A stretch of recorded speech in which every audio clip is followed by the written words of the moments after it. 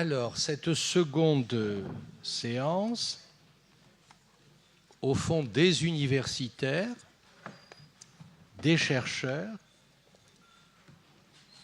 et aussi un poète, même s'il est universitaire par ailleurs. Donc on continue le forum et la deuxième séquence. Et vous voyez qu'aujourd'hui, des présidents d'université, l'Académie des sciences, des intellectuels, etc., commencent à se manifester,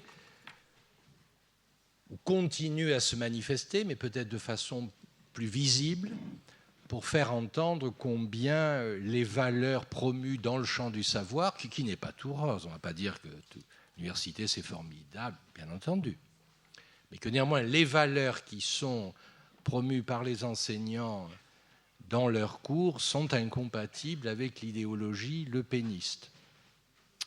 Donc là, je pense qu'on peut respecter l'ordre alphabétique, et je vais demander à Philippe Amram de commencer. Il avait déjà, il y a des années, participé à plusieurs de nos forums lorsque la psychanalyse était attaquée. Philippe Amram est professeur d'astrophysique. Ça fait rêver tout le monde, je sais. En tout cas moi, professeur d'astrophysique à Aix-Marseille Université. Ça fait rêver, pourquoi ? Parce qu'il y a quelque chose que je n'ai pas oublié, c'est lorsque j'avais 5 ans et que je me demandais, après ce que je voyais dans le ciel la nuit, je me demandais ce qu'il y avait. Et derrière, bien évidemment, je posais la question à mon père qui trouvait des mots pour me répondre. Donc voilà, Philippe, à vous. Ah, il faut le micro. Merci. Je suis malheureusement pas sûr ce soir de vous faire beaucoup rêver. J'aurais vraiment aimé vous parler du cosmos, de l'univers, du progrès extraordinaire de l'époque dans laquelle nous vivons, où nous allons certainement découvrir des choses extrêmement importantes dans les décennies à venir en astrophysique.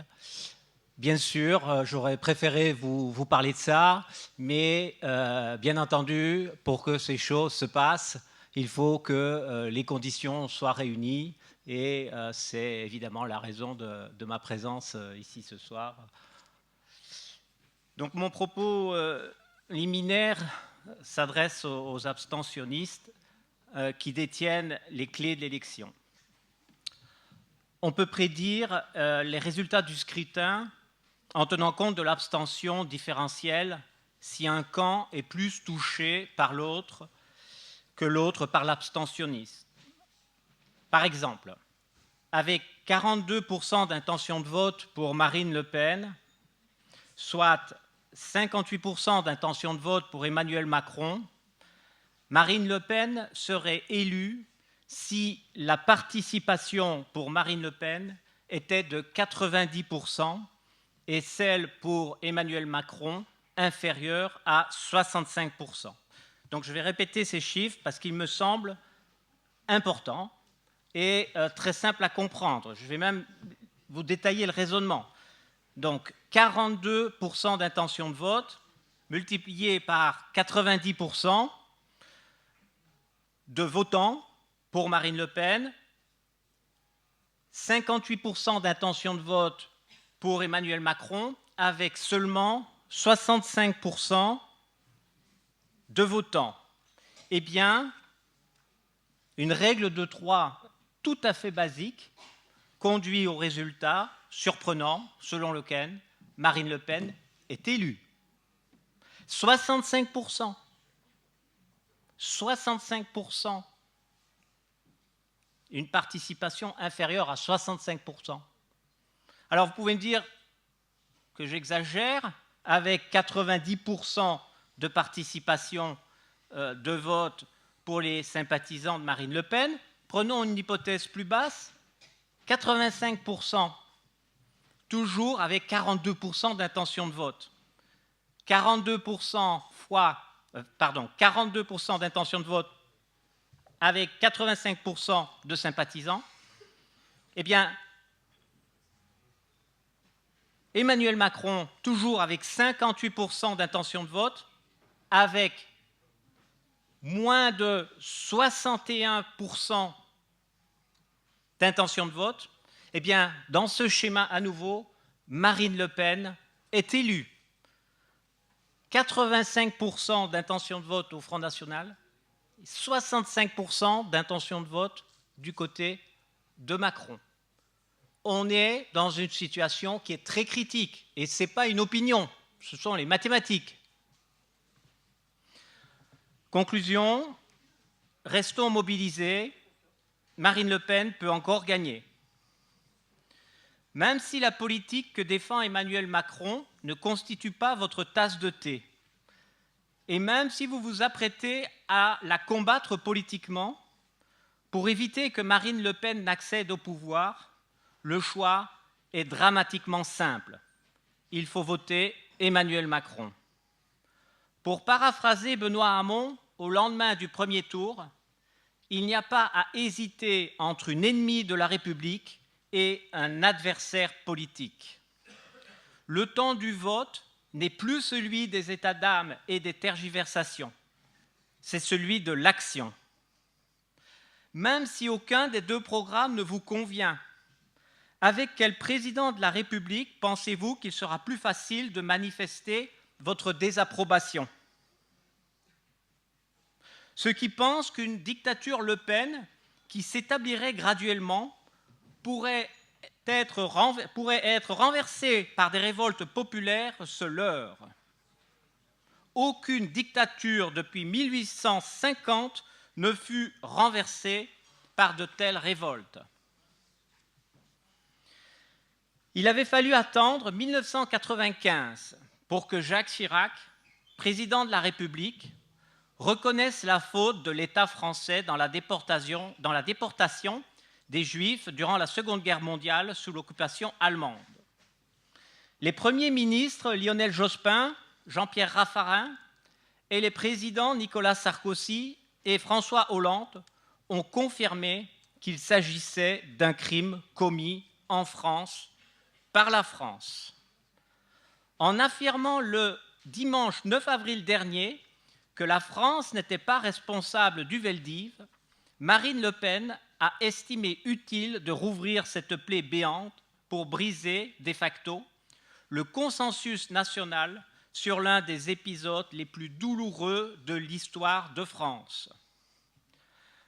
À la frontière entre le réel et le fantasme, le concept de roman national développé par le Front National fait référence aux épopées des héros providentiels qui auraient sauvé la France.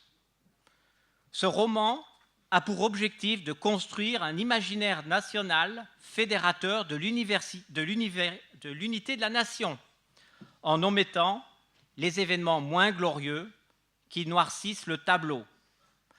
La phrase de Marine Le Pen sur le Veldiv est caractéristique de cette idéologie. Je souhaiterais montrer au public, et en particulièrement aux plus jeunes, un document officiel émis par l'État français. Il s'agit d'une carte de recensement des Juifs de France, et pas n'importe laquelle, puisqu'il s'agit de celle dont mon père a été flanqué, comme mes oncles, mes tantes, mes grands-parents et 140 000 autres Français. Et cette carte a bien été établie sous la responsabilité de l'État français, avec le sceau de l'État français, quoi qu'en dise Marine Le Pen. La préférence nationale est le cœur idéologique du Front National depuis sa fondation en 1972. De Jean-Marie à Marine Le Pen, il n'a pas fondamentalement changé, quel que soit le contexte économique et politique. Anéantissant des années d'efforts de dédiabolisation du Front National, Marine Le Pen montre son vrai visage et celui de son parti. Chacun peut aujourd'hui comprendre que l'exclusion du Front National de son propre père, le tristement célèbre auteur de la formule du détail à propos des chambres à gaz, n'était pas l'aboutissement d'une mutation en profondeur de l'idéologie du parti, mais plutôt l'image médiatique d'un ravalement de façade. Même repeinte en bleu marine, les racines fondatrices du Front National restent brunes et s'enfoncent profondément dans un terreau fasciste. Jean-Marie Le Pen a été exclu parce qu'il n'était plus présentable et les têtes pensantes du Front National sont désormais sommées de rester tapies dans l'ombre.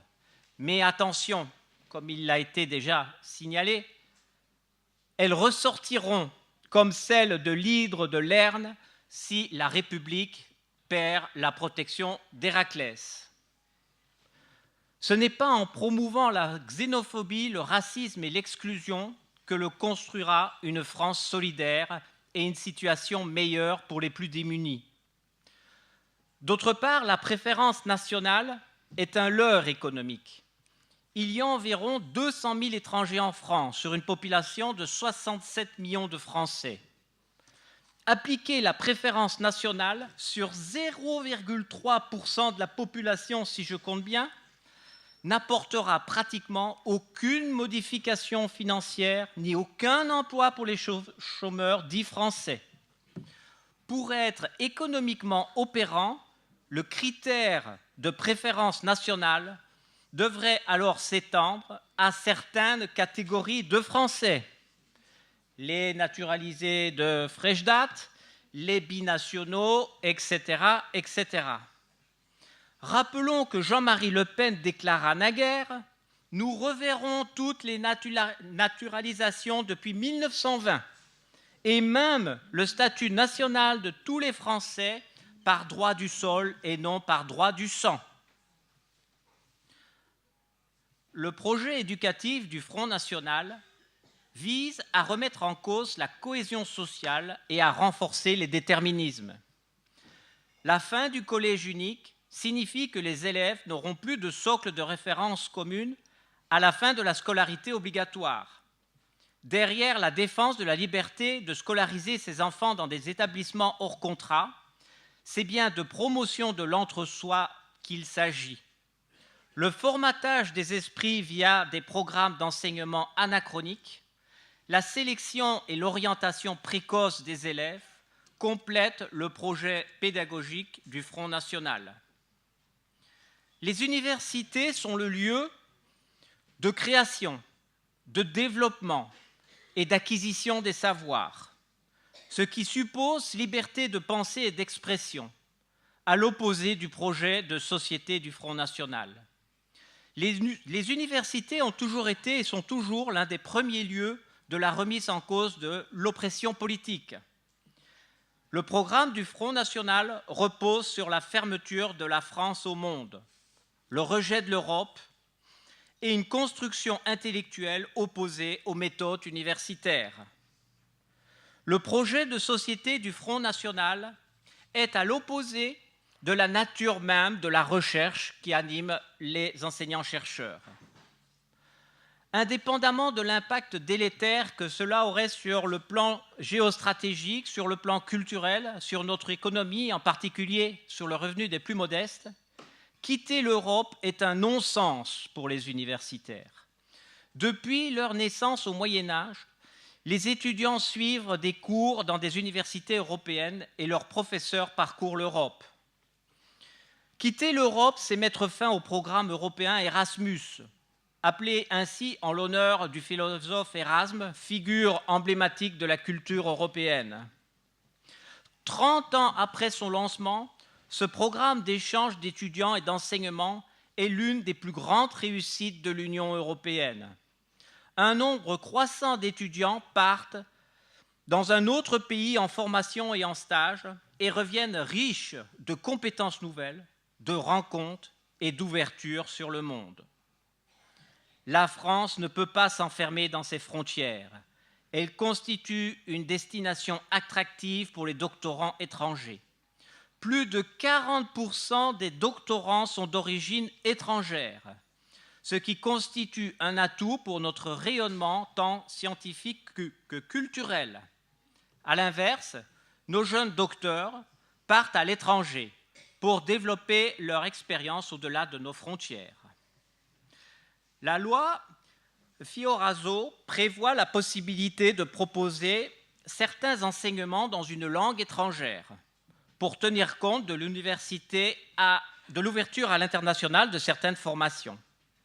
Le Front national souhaite revenir sur cette possibilité, condamnant nos étudiants à abandonner un grand nombre de postes à vocation internationale. Si ce choix est cohérent avec le programme de fermeture des frontières, il condamnerait une génération d'étudiants cosmopolites à se replier sur elle-même.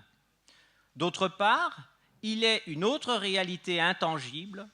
L'anglais est indéniablement la langue de la recherche scientifique. C'est la langue qui permet la communication entre les chercheurs du monde entier. Et les étudiants français ont besoin de la maîtriser. Beaucoup moins d'étudiants étrangers seraient attirés par nos universités et nos laboratoires de recherche si l'ensemble des enseignements étaient dispensés en français. Il est d'ailleurs observé que la majorité des étudiants étrangers suivant des enseignements en France dans une langue étrangère suivent des cours de français qui leur sont systématiquement proposés et deviennent de facto d'excellents ambassadeurs de la culture française. En matière de recherche, la sortie de l'Europe nous priverait de réseaux tissés entre les pays membres, appauvrissant de facto notre potentiel scientifique. La Cour des comptes a estimé qu'une publication scientifique sur 2 a été réalisée en partenariat avec un ou plusieurs laboratoires étrangers.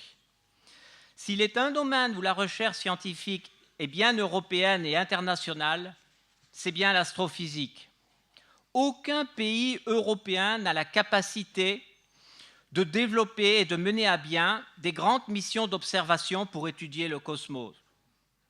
Le succès engrangé depuis plusieurs décennies par les grandes agences européennes pour la recherche en astrophysique, comme l'ESA, l'European Space Agency, ou l'ESO, l'European Southern Observatory, en sont l'illustration parfaite.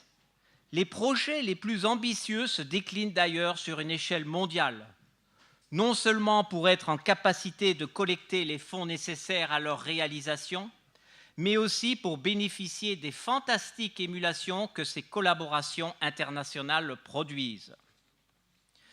Si le taux d'échec à l'université constitue actuellement un véritable problème, le Front national ne propose rien sur la façon de le résoudre et renvoie un grand nombre de bacheliers, les plus fragiles, à une recherche d'emploi directement après le bac. Autrement dit, à un chômage quasi assuré. Les réponses à cette question difficile ne relèvent pas de cette question simpliste. Le projet économique défendu par le Front national est inadapté au monde tel qu'il est. Son projet politique est autoritaire et antidémocratique. Son projet de société est inégalitaire et xénophobe. Le Front national diffuse l'idée d'une société fragmentée dont les valeurs et les intérêts sont inconciliables. Refuser de regarder le monde extérieur tel qu'il est ne l'empêchera pas d'exister et d'être complexe. Croire que le renfermement sur soi permettra de se défendre est un non-sens. Le Front national veut réindustrialiser la France. Plutôt que de fermer les frontières et de réduire l'accès aux universités, il est préférable d'augmenter l'investissement, de développer la recherche, de mettre en œuvre les transitions énergétiques, écologiques et numériques, et d'étendre non seulement les compétences et les capacités d'adaptation des citoyens au monde qui change, mais également d'accroître leur dignité de pensée. Dans le monde incertain qui nous entoure, l'Union européenne est le meilleur moyen d'unir nos forces et de constituer un bloc politique, économique et social de taille suffisante, capable d'imposer ses valeurs sur son modèle social.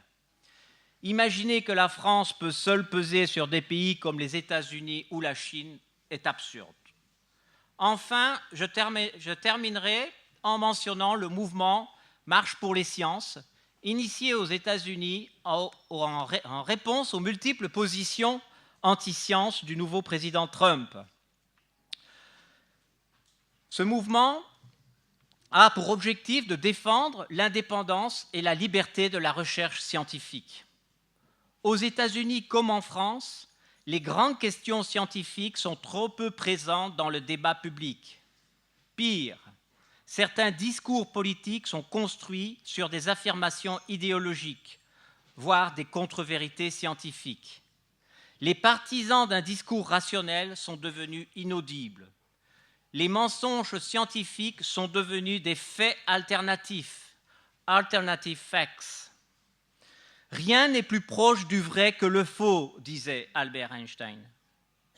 En France, la campagne du premier tour avait laissé entrevoir une prise de conscience des enjeux liés au changement climatique, à la transition énergétique, aux méfaits de la pollution de l'air, de l'eau, des sols, aux dangers de l'utilisation irraisonnée et massive de la chimie dans l'industrie, l'agriculture et l'élevage. Ces questions de société sont quasiment totalement éclipsées de la campagne du second tour, car un alignement du discours du candidat républicain est imposé par la ligne de la candidate du Front national. En conclusion, au discours populiste qui gagne en audience, aux mensonges et à l'obscurantisme, nous devons opposer le savoir, la recherche, la culture, l'enseignement, la tolérance, la fraternité et la résistance. Dimanche, votons Macron en bloc et sans état d'âme.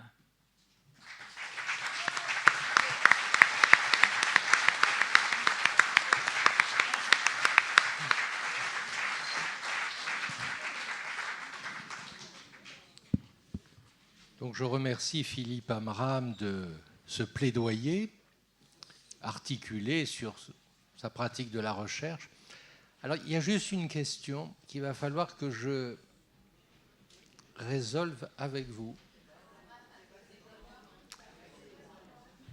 Quand nous organisons des rencontres, certains le savent, c'est minuté très précisément. Un forum ne peut pas être construit, malgré tous mes efforts, sur ce mode.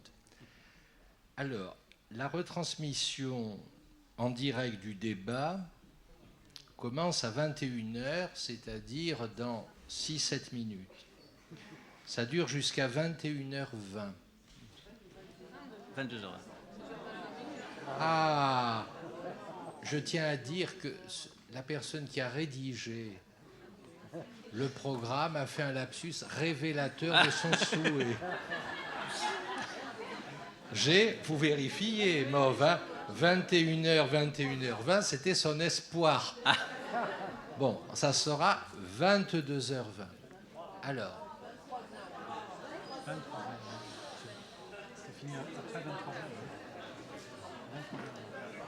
Comment on fait? Est-ce que vous acceptez?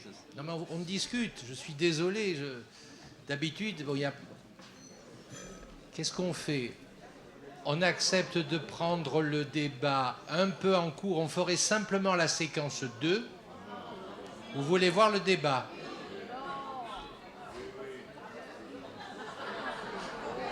Est-ce que nos collègues sont d'accord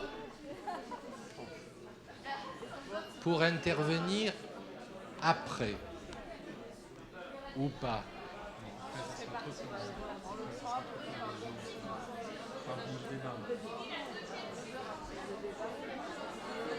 Alors on a décidé, autoritairement, comme toujours sont les décisions, on va terminer la deuxième séquence seulement.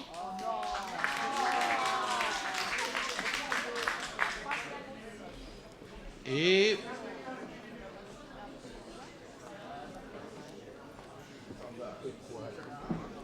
ensuite, la troisième séquence sera après.